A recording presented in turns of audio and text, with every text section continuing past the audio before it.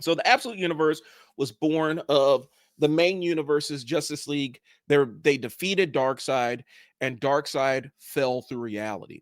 And what happened was Darkseid was able to essentially create his own version of reality where he is the god in that universe. And he reshaped reality in his image. And so basically the absolute universe is this. And they literally just explained this in um, uh, Absolute Justice, I think, last week.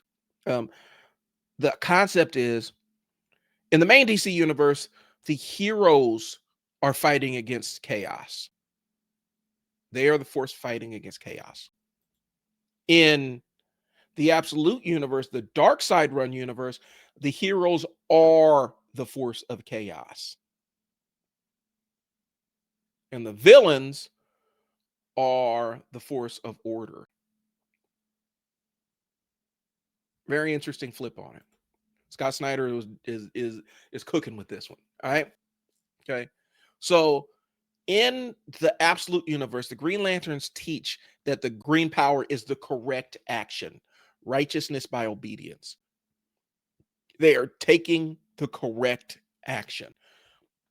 Their willpower is they're utilizing their will to keep themselves in control. The Owens say that the yellow is caution, and and they just kind of have their own framework and rubric how they break it down. We find out in that book that the Owens are full of shit and they don't know what the hell they're talking about. Because once they apply their philosophy to combat, it is wholly ineffective. And the reason why it doesn't go well for them is because the way that they were trained to use their rings locks them into a very rigid way of combat. And the Black Lanterns represent willpower, but the chaotic form of willpower, where they are capable of doing whatever they want to achieve their ends.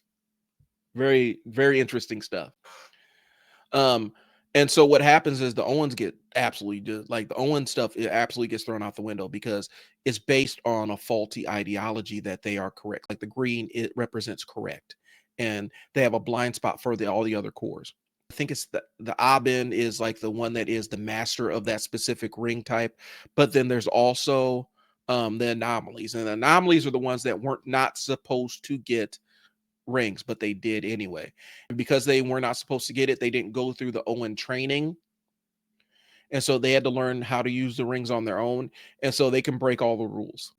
And apparently that is a benefit. That's a huge benefit to them because they're not locked into a rigid way of doing things.